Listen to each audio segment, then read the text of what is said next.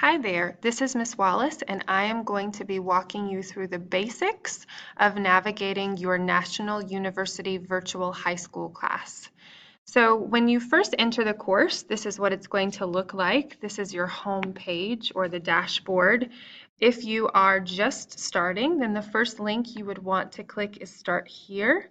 This is going to have some helpful information and guidelines on getting started and also being successful throughout the semester. And an important link to visit regularly is the announcements page. You will find lots of helpful and pertinent information here. The welcome announcement is helpful because it shows you everything you need to get started successfully. And across the semester, you will also see important reminders, cultural tips, and websites that you might find helpful in mastering the content. So you want to check the announcements tab every time you log into the course. Okay. Again, if you are just starting, then you are going to also select the grade eligibility agreement. This outlines the policies for the course, and so you will need to agree to each of those policies and acknowledge that you understand and agree to abide by them. And once you complete that successfully, you will see the first two units become visible. So make sure you submit the grade eligibility agreement, and that way you can get started on your course. The next item I want to show you is the My Teacher tab.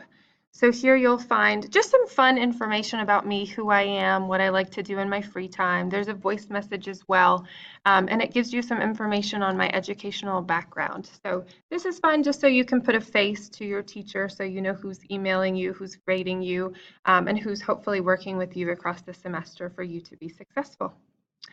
Of course, you will want to check my grades. I always encourage students to check that regularly. I grade within 48 hours.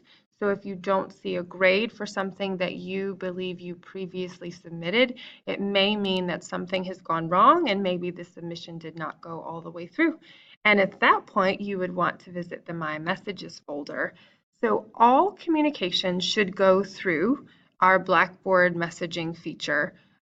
We sometimes do use external email, but that would be different circumstances. So we like to keep all of our communication that is related to the course here because it's very easy for you and me to track all of our messages and go back. And if we need to refresh ourselves on what we were messaging about, it's just a much easier way to keep our in-course communication organized. And again, I respond generally within 24 hours, 48 hours maximum. Okay, I'm not going to click on the next item, but I do want to tell you my course activity is an important module because it will contain information about how many activity days you have. Remember, for this course, you will need 20 activity days. I will give you one tip. It sometimes takes between 24 and 48 hours for this module to update. So if you know that you've logged in, for example, 19 days and you only see 18, it is possible that the module is just taking its time to update. So unless you feel panicked, no need to email me. Just wait that prescribed time and it should show up. Okay. Now, the last thing I want to show you is just to walk you through the grade eligibility checks.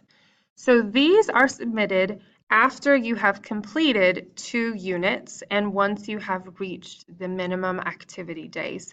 So ideally, we're looking for 5 activity days for every 2 units. If you are working on a time crunch, I encourage students to submit the grade eligibility check early. So you could submit it a couple of days early and when you've submitted most items from units 1 and 2. And that will ensure that you are able to keep working without having to pause. I hope that you have found this quick tutorial easy to understand, and I hope that it is a helpful guide as you navigate your course. I am excited to work with you this semester.